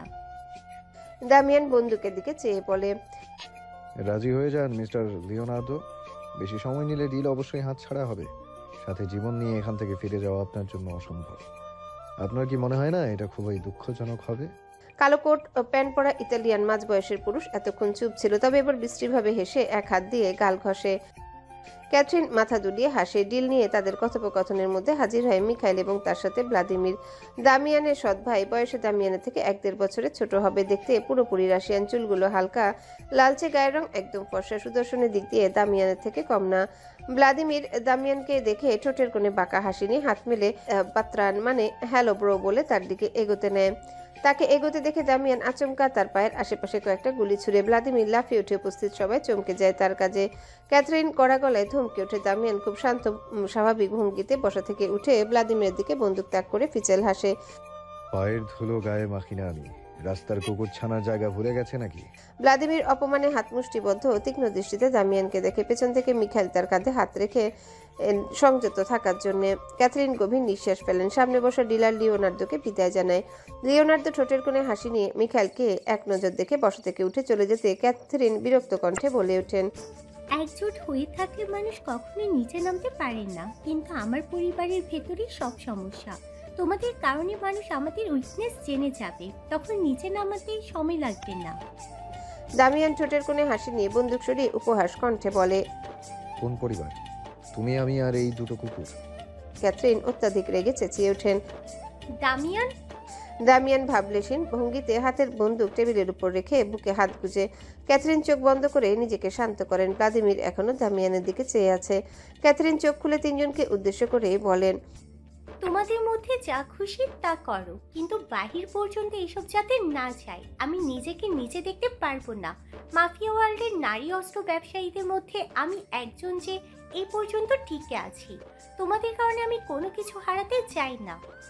কথাগুলো বলে ক্যাথরিন বড় নিঃশ্বাস ফেলে দামিয়ানকে উদ্দেশ্য করে বলেন, তোমাকে এখানে প্রয়োজন দামিয়ান। যত দ্রুত সম্ভব বাংলাদেশ থেকে ফিরে আসো। আমার পর তো তোমাকে এইসব দায়িত্ব নিতে হবে। প্রতিটা ডিলে আমি তোমাকে রাখতে চাই। ক্যাথরিন বলার মাঝে মিখাইল বলে ওঠেন। তার বাকি কথা বলার আগে দামিয়ান শব্দ করে হাসে বলে, বন্দুক এখনো আমার সামনে পড়ে আছে। আজ আমি নিশ্চিত হাঁটুতে গুলি করব না, সোজা মাথায় করব। মিখাইল দাঁত চেপে চুপ হয়ে যায়। ক্যাথরিন হতাশার শ্বাস ফেলেন। এই বাস্টার্ডকে ইম্পসিবল। ও এখানেই ঠিক আছে। তোমার সাথে রাখো, না হলে এখানকার সবকিছু বাবার কানে চলে যাবে, যা আমি একদমই চাই না। নিকোলাই এতক্ষণ চুপচাপ এক কোনায় দাঁড়িয়েছিল, তবে হঠাৎ তাকে নিয়ে কথা আর দামিয়ান যা বলল শুনে মাথা নত করে নিজের হাতের দিকে এক নজর দেখে। মনে আছে মিস্টার আবরারকে এখানকার ব্যবসা নিয়ে কিছু কথা বলার কারণে দামিয়ান তার হাতে ছুরি মেরেছিল এবং সাবধান করেছিল দ্বিতীয়বার না বলার জন্য। দামিয়ান তার হাত ঘড়ি থেকে এক নজর চোখ বুলায়, অতঃপর বলে, আমি এখন বের হচ্ছি, কাজ আছে বলে। সে হাঁটা ধরে এবং তার পেছনে পেছনে নিকোলাইও। দামিয়ান হাঁটতে হাঁটতে চোখ থেকে সানগ্লাস সরিয়ে হঠাৎ দৃষ্টি শুরু করে একজনকে দেখে পায়ের গতি কমিয়ে দেয়। ধীরে ধীরে তার ঠোঁটের কোণে বাঁকা হাসি দেখা মিলে সে মনে মনে উপহাস করে, বলে একজন হৃদয় ভাঙা অসহায় প্রেমিক যাকে সে তার দুনিয়াতে এনে রাখছে বেচারা। রাশিয়ার মাটিতে এতদিনে সময়ের সাথে সাথে চঞ্চল ইভানও বদলে গেছে। বাচ্চামো স্বভাব ছেড়ে ম্যাচিউর হয়ে গেছে। ফর্মাল গেট আপ গাড়ি থেকে নেমে দৃষ্টি নত করে দাঁড়িয়ে আছে সে। দামিয়ান তার কাছে এসে থেমে দুই হাত পেছনে বেঁধে দাঁড়ায়। Hello sir. ইভান বলে উঠে। দামিয়ান হালকা ঘাড় কাত করে কিঞ্চিত হাসে। এখানে আসার পর অবশ্যই তোমার কোনো সমস্যা হচ্ছে না? ইভানের ঠোঁটে হাসি টানে। না স্যার, সবকিছু আমার জন্য একদম পারফেক্ট। দামিয়ান ঘাড় ঘুরিয়ে নিকোলাইয়ের দিকে তাকাতেই নিকোলাই বলে ওঠে। দামিয়ান হালকা মাথা দুলিয়ে ফের ইভানের দিকে কিছুটা দৃষ্টি ফেলে। বাংলাদেশে যেতে চাও কিছুদিনের ছুটিতে? আকস্মিক এমন কিছু জিজ্ঞেস করাতে ইভান খানিকটা অবাক হয়ে চোখ তুলে তাকায়। চাইলে যেতে পারো আগামী মাসে। তার গম্ভীর কণ্ঠ। ইভান কিছুক্ষণ অবাক হয়ে তাকিয়ে থাকলেও চোখ মুখ চকচক করে ওঠে খুশিতে। দামিয়ান ফের সানগ্লাস পরে তাকে পাশ কাটিয়ে হাঁটা ধরে। ডক্টরের ছেলের মুখে হাসি তার পছন্দ হয়নি। এই হাসির সাথে এমন কেউ হাসতো যাকে সে কাঁদাতে পছন্দ করে। তবে এখন সে নিশ্চিত, কারণ সে এখন তার শুধুই তার। দামিয়ান হাত মুষ্টিবদ্ধ করে মৃদু হেসে নিঃশব্দে প্রাণপ্রিয়া নাম অসংখ্যবার আওড়ায় এবং তার কান্নারত ক্রোধ মিশ্রিত মুখখানা তার চোখে ভেসে ওঠে, যে আজকাল তার কতটা পছন্দের দূরে থেকে অনুভব করছে। প্রতিদিনের মতো আশ্রমের পরিবেশ ছিল, আজও ছিল। রান্নাবান্না করা, বাচ্চাদের রেডি করে স্কুলে পাঠানো, এরপর আশ্রম নিয়ে ব্যস্ত হয়ে থাকা একই রুটিন। গত কয়েকদিন ধরে এভাবেই দিন যাচ্ছে, রাত কাটছে। দামিয়া নামে নিষ্ঠুর ব্যক্তি দুদিনের কথা বলে গেলেও আজ 4 দিন হবে কোনো খোঁজ খবর নেই, যার কারণে প্রাণপ্রিয়া আজকাল স্বস্তির নিঃশ্বাস ফেলছে। হয়তো উপরওয়ালা তাকে দিকে মুখ ফিরে চেয়েছেন, দয়া করেছেন কিছুদিনের জন্য। কিন্তু যার কপাল খারাপ থাকে তার জীবনে কি ভালো সময় বেশিক্ষণের জন্য হয়? বেলা 12টা সবকিছু স্বাভাবিক ছিল। প্রাণপ্রিয়া নিজের ঘরে অবসর সময় রং দিয়ে ক্যানভাসে আঁকিবুকি করছিল। তবে আকস্মিক নিচ থেকে মিসেস রুমা তার নাম ধরে জোরে জোরে ডাকা শুরু করেন। প্রাণপ্রিয়া কপালে ভাঁজ ফেলে এভাবে ডাকার কারণ কি ভেবে ওঠে এবং কৌতূহলী হয়ে হাতের রং তুলির পাশে টেবিলে রেখে বসা থেকে উঠে দ্রুত পায়ে দোতলা সিঁড়ি বেয়ে সোজা সদর দরজার কাছে গিয়ে দাঁড়ায়। আর দাঁড়াতেই তার মুখের প্রতিক্রিয়া বদলে সঙ্গে সঙ্গে দৃষ্টি নত হয়ে যায়। মিসেস রুমা, শিল্পী দুজনে একপাশে দাঁড়িয়ে আছেন। তাদের থেকে কিছু দূরে গম্ভীর মুখে চেয়ারে বসে আছেন হুমায়ুন আবরার। তার পাশে দাঁড়িয়ে আছে সারা, যার তীক্ষ্ণ রুক্ষ দৃষ্টি প্রাণপ্রিয়ার দিকে স্থির হয়েছে। প্রাণপ্রিয়া বুকের ভেতরটা কেমন কামড় দিয়ে ওঠে, শরীরে কম্পন অনুভব করে। তার মস্তিষ্ক কিছু একটা জানান দিচ্ছে তাদের এখানে আসার কারণ কি হতে পারে। প্রাণপ্রিয়া দৃষ্টি নত রেখে এক পা করে তাদের কাছে এগিয়ে হুমায়ুনকে মিনমিন কণ্ঠে সালাম দেয়। হুমায়ুন গম্ভীর কণ্ঠে সালামের উত্তর দিয়ে মুখ অন্যদিকে ঘুরিয়ে অতি রুক্ষ কণ্ঠে বলে ওঠেন, কোনো কিছু ভেঙে বলার আমার ইচ্ছে নেই, তবে ঘুরিয়ে ফিরিয়েও বলবো না। আমি জানি তুমি এতটুকু বুঝতে পারছো। এখানে হঠাৎ আমার বাসা আর তোমাকে আমার সামনে ডেকে আনা অনেক কারণ হতে পারে। প্রাণপ্রিয়া ঠোঁট কামড়ে পরনের স্কার্ট দুহাত দিয়ে খিচে ধরে। হুমায়ুন দীর্ঘশ্বাস ফেলেন। হুমায়ুন, আমি ভাবতেও পারছি না আমার ছেলে এমন কিছু করবে, তবে আমি কাউকে একা দোষী বানাবো না। আমার ছেলে সাহস দিয়েছে, তুমি সাহস পেয়েছো, তবে এসব তুচ্ছ সম্পর্কের সমাপ্তি আছে। তোমাকে আমি ভালোভাবেই বলছি, 2 দিনের মধ্যে আশ্রম থেকে চলে যাবে। এই পূর্বাঞ্চলের আশেপাশেও যাতে তোমাকে দেখা না যায়। আশা করি আমার ভালোভাবে কথা বলার সম্মান তুমি রাখবে। বাসা থেকে উঠে আর কোনো কথা না বলে আশ্রম থেকে বের হওয়ার উদ্দেশ্যে হাঁটা ধরেন। তবে সারা প্রাণপ্রিয়ার দিকে এগিয়ে যায়। তার চোখ মুখ শক্ত হয়ে আছে, এতটুকুই তার অবশ্যই মন ভরেনি। তবে মাঝে মাঝে পরিস্থিতি বুঝে অল্প কিছুতে সন্তুষ্ট হতে হয়। প্রাণপ্রিয়ার দৃষ্টি এখনো নত হুমায়ুনের বলা কথাগুলো তার কলিজার ভিতরে আঘাত করেছে, কিন্তু চোখ দিয়ে তার এক ফোঁটাও জল আসছে না। ভীষণ কষ্ট হচ্ছে, ভীষণ, তবে প্রকাশ করতে পারছে না। সারা প্রাণপ্রিয়ার মাথায় হাত রেখে হালকা ঘাড় কাত করে তার চোখের সাথে চোখ মেলানোর চেষ্টা করে। কি খুব কষ্ট হচ্ছে? আহ, আমি তো ভেবেছিলাম এর থেকেও বেশি কিছু করব। বলেই কিঞ্চিত হাসে সারা। সত্যি বলছি, আমার জীবনের সবচেয়ে বড় আফসোস থাকবে আমি তোমাকে এত সহজে ছেড়ে দিচ্ছি। এটা ভুল হচ্ছে নাকি সঠিক আমি জানি না, তবে একটা কথার মাথায় রাখবে, তোমাদের মতো মেয়েদের কিছুদিন শরীর চর্চা করতেই ছেলেরা কিছু সময় কাটায়, যেমন দামিয়ান। আমি ভাবতে পারি না তোমরা কিভাবে এমনটা করো, কিন্তু এতটুকু নিশ্চিত হয়েছি তুমি চরিত্রহীনা থার্ড ক্লাস একটা মেয়ে। শেষের কথাটা দাঁত চেপে বলে সারা তার মাথায় ধাক্কা মেরে সেও আশ্রম থেকে বের হওয়ার উদ্দেশ্যে হাঁটা ধরে। প্রাণপ্রিয়া চোখ বন্ধ করে কয়েক কদম পিছনের দিকে চলে যায়। পাশে দাঁড়ানো মিসেস রুমা আর শিল্পী কানাঘুষা শুরু করেছেন। প্রাণপ্রিয়া কানে সেগুলো স্পষ্ট শুনতে পারছে, তার চরিত্র নিয়ে কথা বলছেন তারা। প্রাণপ্রিয়া শরীর ছেড়ে মাটিতে বসে পড়ে। তার মনে পড়ে প্রথম যেদিন হুমায়ুন আবরারের সাথে দেখা হয়েছিল আর আজ, শেষ দুটোতে কত ভিন্নতা। সে শব্দ করে হেসে উঠে মুখে হাত দিয়ে হাসা শুরু করে। তার হাসির শব্দ পুরো আশ্রম জুড়ে। প্রাণপ্রিয়াকে হঠাৎ এভাবে হাসতে দেখে মিসেস রুমা আর শিল্পী ভয় পেয়ে যান। প্রাণপ্রিয়া মুখে হাত দিয়ে পাগলের মতো হাসছে, তার শরীর কাঁপছে, এক পর্যায়ে তার চোখ দিয়ে পানি পড়ছে, তবে তার হাসি থামছে না। আশ্রমের গেট দিয়ে বাচ্চারা প্রবেশ করে, তারা স্কুল থেকে ফিরেছে। তবে মাটিতে বসা প্রাণপ্রিয়াকে পাগলের মতো হাসতে দেখে সবগুলো দ্রুত এগিয়ে আসে। প্রাণপ্রিয়া মুখ থেকে হাত সরিয়ে মাটি কুবলে ধরে হাসতে হাসতে বা চিৎকার করা শুরু করে। কান্না হাসির মিশ্রিত হয়ে চারিদিকে হাহাকার শুরু করেছে যেন। অতঃপর ধীরগতিতে এই সময়টা কেটে যায়। বেলা গড়িয়ে দুপুর, বিকেল সন্ধ্যা পার হয়ে চারিদিকে অন্ধকার ঘিরে ধরে। নিস্তব্ধ অন্ধকার ঠান্ডা বাতাসের সাথে কেমন ভয়ঙ্কর রূপ ধারণ করেছে আজ। প্রাণপ্রিয়া তার ঘরে বিছানার সাথে হেলান দিয়ে বসা, জানালা দিয়ে ঠান্ডা বাতাসে তার খোলা চুলগুলো মুখের সামনে এলোমেলো হয়ে পড়ছে। রাত এখন কতটা গভীর তা জানা নেই। সে ধীরে ধীরে নিঃশ্বাস ফেলার সাথে আশেপাশে চোখ বুলাচ্ছে এবং কিছু একটা খুব গভীরভাবে চিন্তা করেছে ঘরে ঢুকার পর থেকে। সে এই দুপুরে ঘরে ঢুকেছিল, এরপর সে আর বের হয়নি বা ডেকেও কেউ বের করতে পারেনি। প্রাণপ্রিয়া জিভ দিয়ে তার শুষ্ক ঠোঁটটা ভেজায়। কিছুক্ষণ চুপচাপ বসে থাকে, অতঃপর আচমকা বসা থেকে উঠে দ্রুত আলমারি থেকে কাপড় আর টাকা পয়সা বের করে ব্যাগ গোছাতে ব্যস্ত হয়ে পড়ে। বুকের ভেতর কতটা যন্ত্রণা হচ্ছে সে জানে, কিন্তু সুযোগ কাজে লাগাতে হবে। অবশ্যই তার এই সুযোগকে কাজে লাগাতে হবে। এটাই সুযোগ ওই অমানুষদের কাছ থেকে পালানোর। প্রাণপ্রিয়ার হাত পা কাঁপছে। আপাতত যে পরিস্থিতি, দামিয়ান আবরার আন্টিকে কিছু করে লাভ নেই, কারণ হুমায়ুন আবরার তাকে আশ্রমে থেকে চলে যেতে বলেছেন। পাগলের মতো প্রাণপ্রিয়া যার সামনে পেয়েছে সব ব্যাগে ঢুকে টেবিলে খাতা কলম নিয়ে আঙ্কেল আন্টি আর বাচ্চাদের উদ্দেশ্যে একটা চিঠি লিখতে বসে। সর্বশেষ প্রাণপ্রিয়া নিজের জীবন থেকে ওই ব্যক্তির কারণে আশ্রয়টাও হারিয়ে ফেলল। কিছু না থাকা সত্ত্বেও যা ছিল সব হারিয়ে ফেলল। টেবিলের উপর সাদা কাগজে কিছু কথা লিখে রাতের অন্ধকারে ব্যাগপত্র নিয়ে বের হয়ে গেল অজানা কোনো গন্তব্যে, যেখান থেকে কেউ তাকে খুঁজে বের করতে পারবে না। তার জীবনে গ্রাস করে রাখা কালো ছায়া থেকে এবার হয়তো সারা জীবনের মুক্তি। সকাল সকাল রুমা প্রাণপ্রিয়ার খোঁজ নিতে এসে টেবিলের উপর রাখা একখানা চিঠি দেখে তার আর বুঝতে বাকি থাকে না প্রাণপ্রিয়া চলে গেছে, সে চলে গেছে। এরপর দুদিন কিভাবে যেন চোখের পলকে কেটে যায়, সব সময়ের মতো, তবে খুব স্বাভাবিকভাবেও নয়। আজ 6 দিন পর দামিয়ান রাশিয়া থেকে বাংলাদেশে ফিরল। নিলয় এয়ারপোর্ট থেকে তাকে রিসিভ করে। আপাতত তারা চলন্ত গাড়িতে। দামিয়ান পেছনে সিটে শান্ত দৃষ্টিতে বাহিরের দিকে চেয়ে আছে, তবে আজ তার মুখে গম্ভীরতা ছিটে ফোটাও নেই। খুব স্বাভাবিক ভঙ্গিতে বসা, কিন্তু এতটা শান্ত থাকা কোনো কিছুর আভাস দিচ্ছে না তো। নিলয় ড্রাইভ করার মাঝে সাবধান কণ্ঠে জিজ্ঞাসা করে ওঠে, আগে কোথায় যাব স্যার? দামিয়ান বাহিরের দিকে দৃষ্টি রেখে গভীর শ্বাস ফেলে, অতঃপর ভারী কণ্ঠে শুধায়, আবরার মেনশন। সকাল থেকে আবরার ম্যানশনের প্রতিটা কোণায় খুশির ছড়াছড়ি। আজ সারা আর দামিয়ানের বিয়ের তারিখ ঠিক করা হবে এবং খুব কাছের একটা তারিখ বেছে নেওয়া হবে। হুমায়ুন আবরার মনে করছেন শুভ কাজে আর দেরি করা ঠিক হবে না আপাতত পরিস্থিতিতে। ম্যানশনে সারার পরিবারও উপস্থিত। সবাই বিয়ে নিয়ে কথাবার্তা বলছেন।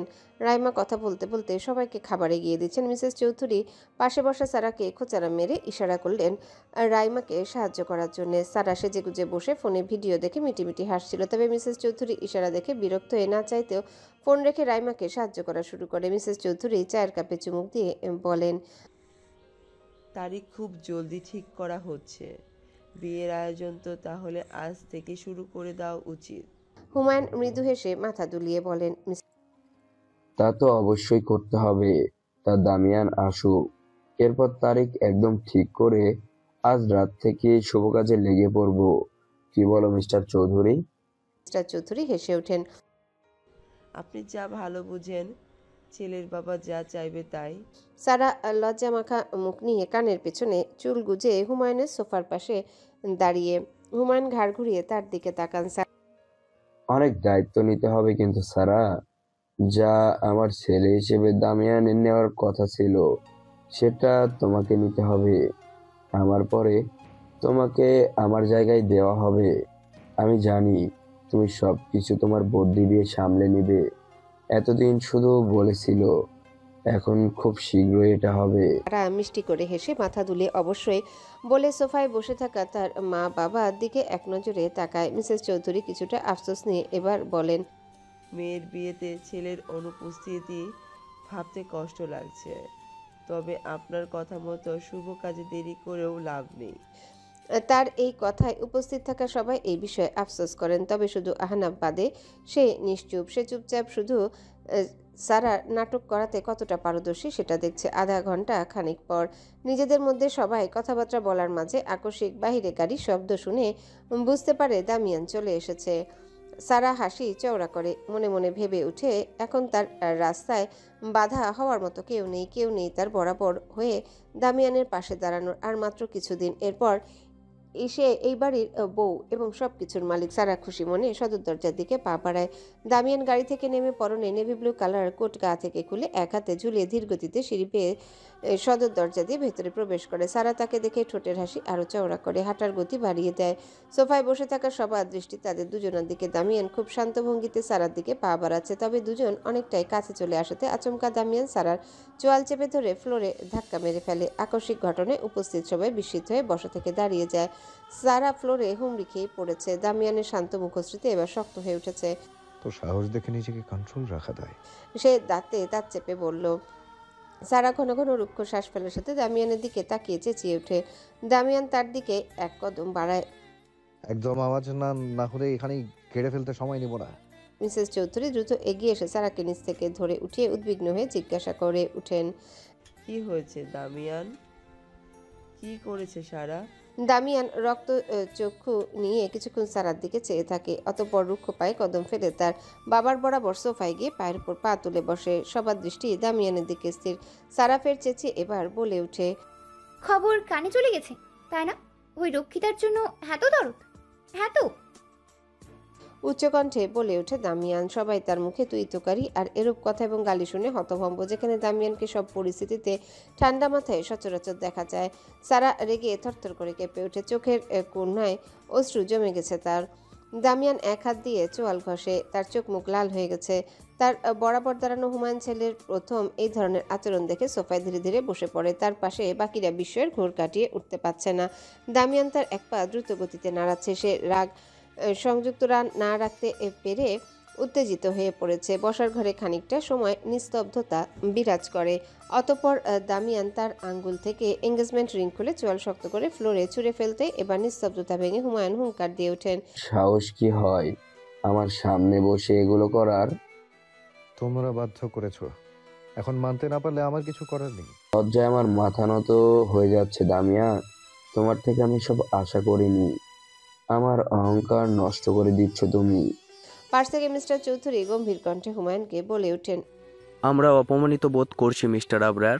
যে সম্পর্ক 6 বছর আগে থেকে ঠিক করে রাখা হয়েছে, আমার মেয়ে বছরের পর বছর এই বাড়িতে পড়ে আছে এই দিনের জন্য।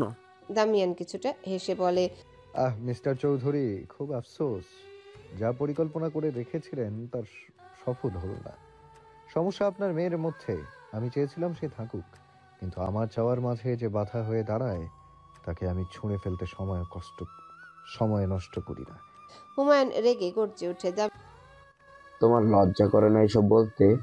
বাবা হয়ে কি আমার এখন তোমার চরিত্র নিয়ে বলতে হবে? বলতে পারো, সমস্যা নেই, আমার কাছে এসব স্বাভাবিক। স্বাভাবিক? তুমি স্বাভাবিক বলছো? আমি তোমাকে ত্যায্য করব দামিয়ান? আমার সম্মান আমার কাছে অনেক বেশি মূল্যবান। মুখের ভাষা আমি হারিয়ে যাচ্ছি। যে ছেলেকে নিয়ে আমার গর্ব ছিল, আমার কথা তার হ্যাঁ ছিল, আমার বিশ্বাস হচ্ছে না। দামিয়ান, তুমি আমাকে এতটা নিচু করবে? কথাগুলো বলে হুমায়ুন মাথা নত করে নেয়। দামিয়ান গভীর শ্বাস ফেলে বসার ঘরে সবার দিকে এক নজর দেখে। অবশ্যই তুমি চাইলেই আমাকে ত্যায্য করতে পারো, এটা তোমার সিদ্ধান্ত, কিন্তু আমি জানি তুমি আমার বাবা, এটা আমার মধ্যে সারা জীবন থাকবে। তবে আমি এটা ইমোশনাল ভাবে চিন্তা করি না। ছোট থেকে মম আর তোমার কথা আমি সব সময় সম্মান করে এসেছি। এই বলে ভেবে নেওয়া ভুল, আমি তোমাদের কথা শুনতে বাধ্য। আমি চেয়েছি, আমি সম্মান করেছি, কিন্তু আমি যদি কিছু চাই তার আগে কোনো কিছুর গুরুত্ব না আমার জীবনে। সারা শব্দ করে হাসে। লজ্জা করে না বলতে? নিজের ফিয়ন্সে থেকে রক্ষিতাকে গুরুত্ব বলতে? দামিয়ান চোখ মুখ আবারও শক্ত করে আরো কিছু বাজে গালি দিয়ে উচ্চকণ্ঠে বলে, She is my wife. My wife. So think carefully about what you will say. বসার ঘরে সবার বিস্ময় ঘোর কাটিয়ে ওঠার আগে দামিয়ানের মুখ থেকে এমন কিছু শুনে তারা এবার স্তব্ধ। হুমায়ুন শরীরের ভার ছেড়ে সোফায় হেলিয়ে বসে। দামিয়ান বসা থেকে উঠে গম্ভীর মুখে হাত ঘড়িতে সময় দেখে হুমায়ুনকে উদ্দেশ্য করে বলে, খুব শীঘ্রই রাশিয়া থেকে ফিরে যাব। এবার রাশিয়া যাওয়ার পর বাংলাদেশে কবে আসা হবে জানা নেই। মিসেস চৌধুরী অত্যাধিক রুষ্ট কণ্ঠে হুমায়ুনকে বলেন, মিস্টার আবরার, কি এসব? আমার মেয়েকে এতদিন যে আশায় রেখেছেন তার কি হবে? সমাজে নিজের মুখ দেখাবো কি করে আমরা? এর দায় কে নিবে এখন? দামিয়ান উপহাস করে হেসে ওঠে। ফুল ফ্যামিলি গোল্ড টিকার। যাই হোক, আমার একটা কাজ আছে, যেতে হবে। আজ বাসায় ফিরবো না। দামিয়ান বলে কাউকে পাত্তা না দিয়ে সদর দরজার দিকে হাঁটা ধরে। সারা হাত মুষ্টিবদ্ধ করে মিসেস চৌধুরী থেকে সরে দামিয়ানের দিকে এগিয়ে কান্নামাখা কণ্ঠে পাগলের মতো বলে, তুমি এমনটা করতে পারো না দামিয়ান। তুমি ওই এতিম মেয়েকে বিয়ে করেছো, এটা মিথ্যা। আমার কি হবে একবার ভাবো, আমার কি হবে? আমি নিজের মুখ দেখাতেই পারবো না। এঙ্গেজমেন্ট ভেঙে দিতে পারো না তুমি। দামিয়ান বিরক্ত চোখে ঠোঁট কামড়ে কিছুক্ষণ সারার কথাগুলো শুনে ফিচেল হাসে। সারার মুখের উপর পড়ে থাকা চুলগুলো খুব যত্ন সহকারে সরিয়ে আচমকা আবারও তার চোয়াল চেপে ধরে ফিসফিস করে, আমি অনেক কিছু করতে পারি এবং করেছিও, আর মিথ্যা বলে সময় নষ্ট করার মতো দামিয়ান আবরার না। বুঝতে পেরেছো? দামিয়ান ক্রোধ ভরা দৃষ্টিতে তাকিয়ে তার চোয়াল ধীরে ধীরে এতটা শক্ত করে ধরে যেন সে ভেঙে ফেলবে। সারা ব্যথায় ছটফট করে উঠে, আমার সাথে লেগে ভালো করোনি, এবার ফল ভোগ করো। বলেই সে সারার গাল ছেড়ে দিতে সারা তার হাত খামচে ধরে চিৎকার করে বলে, তুমি আমাকে ছাড়তে পারো না।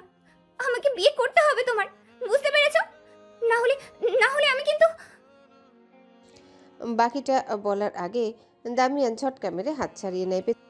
মরার কথা বলে লাভ নেই, কারণ আমারই তোমাকে মেরে ফেলতে ইচ্ছে করছে। কখন আমি না তোমাকে মেরে দেই। পেছন থেকে সোফায় স্তব্ধ হয়ে বসে থাকা হুমায়ুন আবরার আকস্মিক জিজ্ঞাসা করে ওঠেন, ওই মেয়ে এখন কোথায়? দামিয়ান সারার দিকে দৃষ্টি রেখে রুক্ষ শ্বাস ফেলে, তবে কিছু বলে না। হনহন করে সদর দরজা দিয়ে বের হয়ে যায়। সারা শব্দ করে কেঁদে ফ্লোরে বসে পড়ে। দূরে বসে থাকা আহনাফও তার থেকে দৃষ্টি সরিয়ে বসা থেকে উঠে নিজের ঘরের উদ্দেশ্যে চলে যায়। দামিয়ান সিঁড়ি বেয়ে নেমে গাড়িতে উঠে বসতে নিলয় কোনো রকম কথা ছাড়া গাড়ি স্টার্ট করে। অতঃপর প্রায় আধা ঘন্টা রাস্তা পার করে ফার্ম হাউসের গেটের কাছে গাড়ি থামতে দামিয়ান গাড়ি থেকে নেমে চোখে মুখে গভীরতার ছাপ নিয়ে রুক্ষ পায়ে হেঁটে ফার্ম হাউসের ভিতর প্রবেশ করে সোজা দোতলা সিঁড়ি বেয়ে উপরে উঠতে লাগে। সে প্রতিটা সিঁড়িতে পা রাখার সাথে সাথে কেমন শব্দ হচ্ছে। সে গায়ের কালো রঙের শার্ট বুকের কাছে দুইটা বোতাম খুলে শার্টের হাতা ফোল্ড করতে করতে উপরে উঠে তার ঘরে প্রবেশ করে। অন্ধকারাচ্ছন্ন ঘর, মাঝে মাঝে পর্দা উড়ে ভেতরে আলো প্রবেশ করছে। দামিয়ান ধীরে ধীরে হাঁটার সাথে গম্ভীর মুখে বাঁকা হাসি ফুটিয়ে তোলে। স্ক্রিপ্টে প্রচুর বানান ভুল, প্রচুর। সে থেমে যায়। তুমি ভাবলে কি করে আমার থেকে তুমি পালাতে পারবে? দামিয়ান হাঁটু ভেঙে বসে। বাইরে থেকে আসা হালকা আলো ফ্লোরের উপরে পড়ে থাকা এলোমেলো প্রাণপ্রিয়াকে দেখা যায়। সে কতটা দুর্ভাগা। দামিয়ান হালকা ঘাড় কাত করে তার পা থেকে মাথা অবধি দেখে বড় বড় চুল শরীরের সাথে পেঁচিয়ে আছে। পরনে জামা কাপড়ের হাল বেহাল দশা, আর এক পা শেকলে বাঁধা। দামিয়ান হাসে, তোমার প্রতিটা কদমের খবর আমার কাছে আসে, আর তুমি রাতের অন্ধকারে পালাতে চেয়েছিলে। সে হাত বাড়িয়ে তাকে স্পর্শ করে। তৎক্ষণাৎ আচমকা প্রাণপ্রিয়া হাতে ফল কাটা ছুরি নিয়ে দামিয়ানের উপর আক্রমণ করে বসে, কিন্তু দামিয়ান দক্ষ হাতে তাকে আটকে ধরে শব্দ করে হেসে বলে ওঠে, নাইস ট্রাই। আমি আবারও তোমার প্রতি ইমপ্রেস, তোমার আক্রমণাত্মক প্রতিক্রিয়া। প্রাণপ্রিয়া চিৎকার করে উঠে। তার কথার মাঝে প্রাণপ্রিয়া মেরে ফেলবো, আমি আপনাকে মেরে ফেলবো। কেন আমার জীবনটা এভাবে শেষ করে দিচ্ছেন আপনি? কেন বুঝতে পারছেন আমি থাকতে চাই না আপনার সাথে? ছুরি ধরে রাখা হাতটা অনিয়ন্ত্রিতভাবে কাঁপছে। সাহস দেখালেও তার মধ্যে তো আর অমানুষত্ব নেই। দামিয়ান ঠোঁটে হাসি বজায় রেখে তাকে ছেড়ে বসা থেকে উঠে সোফার কাছে গিয়ে আয়েশ ভঙ্গিতে বসে। প্রাণপ্রিয়া কাঁদছে, সে কাঁদছে, নিজের এতটা করুণ অবস্থা নিতে পারছে না। নিজের সাথে করা ওয়াদা ভঙ্গ হয়ে গেছে, চোখের পানি ধরে রাখতে পারছেন। আজ ধরে 2 দিন ঘরে বন্দি। প্রাণপ্রিয়া তার 2 হাত দিয়ে নিজের চুল টেনে ধরে চিৎকার করা শুরু করে। ছেড়ে দিন আমায়, যেতে দিন। পাগলের মতো পায়ে লোহার শিকল দিয়ে বেঁধে রাখা সেটা খোলার জন্য টানা শুরু করে। পায়ে প্রচণ্ড ব্যথা পাওয়া সত্ত্বেও টেনে খোলা যাবে না, তবুও সে চেষ্টা করে।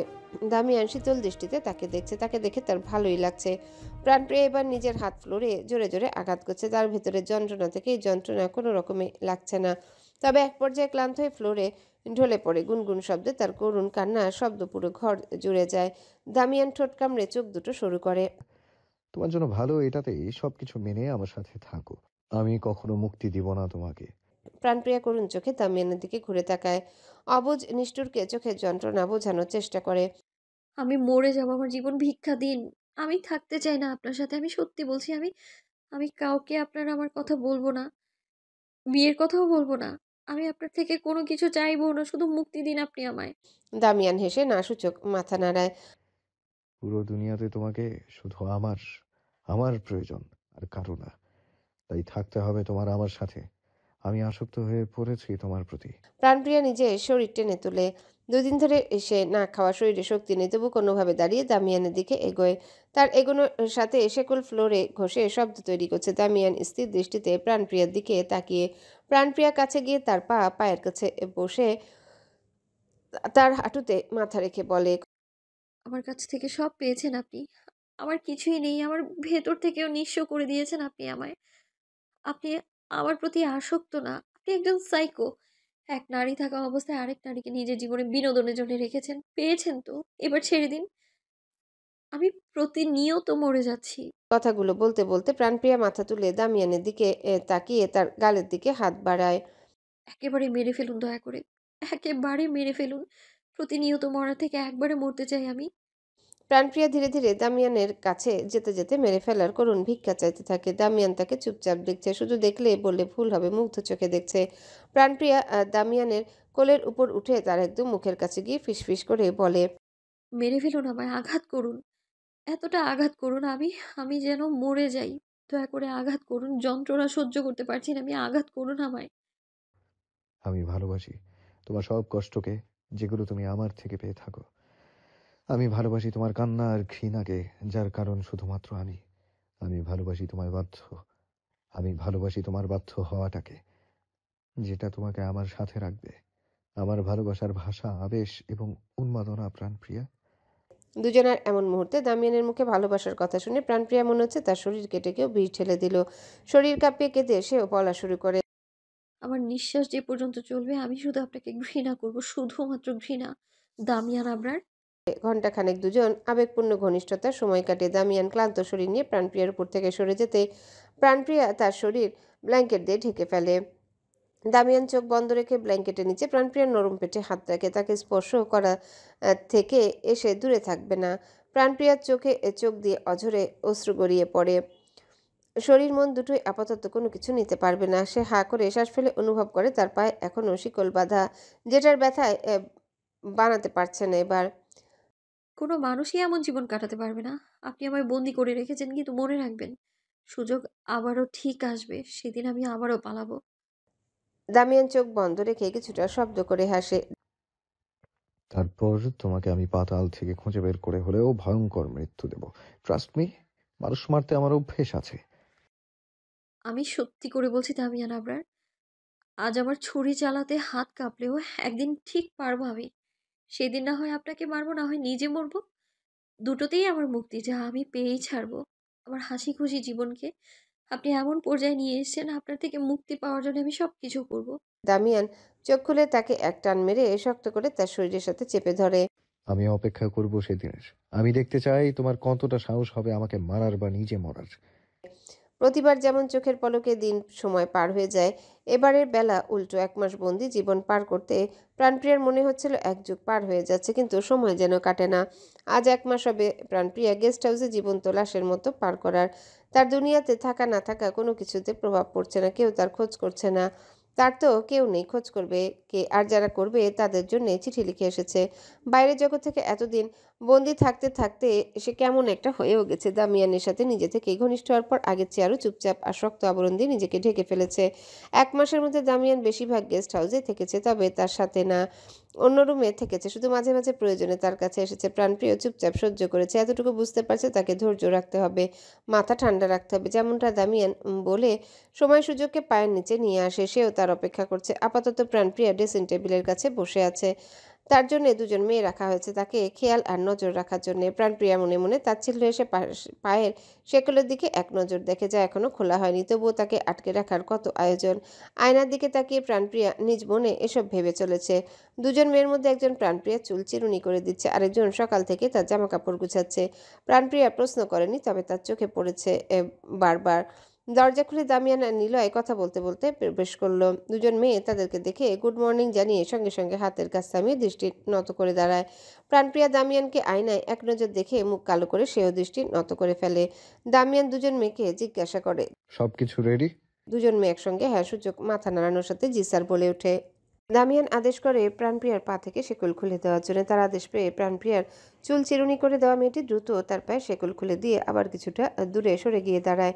দামিয়ান নিলয়কে দিয়ে প্রাণপ্রিয়ার জামা কাপড় গুছিয়ে রাখা লাগেজ নিয়ে যেতে বলে। অতঃপর সে প্রাণপ্রিয়ার কাছে এসে কোনো রকম কথা না বলেই হাত টেনে বসা থেকে উঠিয়ে নিচে যাওয়ার জন্য হাঁটা ধরে।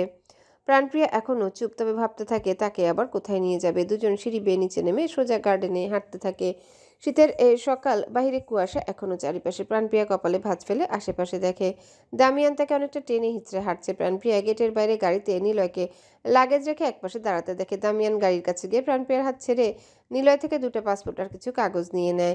প্রাণপ্রিয়াকে ঠেলে গাড়ির ভিতর ঢুকে নিজের গাড়িতে উঠে বসে। প্রাণপ্রিয়া এবার ক্রোধ নিয়ে জিজ্ঞাসা করে ওঠে, কোথায় নিয়ে যাচ্ছেন আমায়? কোথায় নিয়ে যাচ্ছেন? দামিয়ান বাঁকা এসে খুব শান্ত কণ্ঠে বলে, আমার দুনিয়াতে, আমাদের দুনিয়াতে, যেখানে আমি ছাড়া তুমি বাধ্য হয়ে অচল হয়ে পড়বে পুরোপুরিভাবে। প্রাণপ্রিয়া চেঁচিয়ে ওঠে, চরিত্রহীন পুরুষ এখন আমায় রাশিয়া নিয়ে যাওয়ার পরিকল্পনা? কি ভেবেছেন আমি বুঝতে পারছি না? একটা বাংলাদেশে রাখবেন আরেকটা রাশিয়াতে? জঘন্য পুরুষ কোথাকার! আমাকে এতটা নিচু বানাতে আপনার বিবেকে বাঁধে না? দামিয়ান ঠোঁট কামড়ে প্রাণপ্রিয়ার দিকে কিছুক্ষণ চেয়ে থেকে নিলয়কে গাড়ি স্টার্ট দিতে বলে। হুট করে প্রাণপ্রিয়া চুলের মুঠি ধরে দাঁতে দাঁত চেপে বলে ওঠে, বেশি কথা বলা আমার পছন্দ না। তুমি আমাকে বা নিজেকে কি ভাবছো আমার কোনোটাতেই যায় আসে না। যা খুশি ভাবতে থাকো, তবে একটা কথা মাথায় রাখো, এখন থেকে তোমার সবকিছু আমি, তোমার দুনিয়া আমি, আমি ছাড়া তোমার কোনো গতি নেই। প্রাণপ্রিয়া দাঁত চেপে শক্ত চোখে তার দিকে চেয়ে আছে। দামিয়ান তার চুল ছেড়ে সোজা হয়ে বসে হাত ঘড়ির দিকে তাকায়। আর প্রাণপ্রিয়া সে মনে জ্বলন্ত আগুন নিয়ে দামিয়ানের থেকে চোখ সরিয়ে বাহিরের দিকে দৃষ্টি ফেলে। একদিন সে এই ঘৃণার আগুন দিয়ে তাকে জ্বালিয়ে দিবে, তাকে ধ্বংস করবে, আর না হয় তাকে নিজে হাতে হত্যা করবে।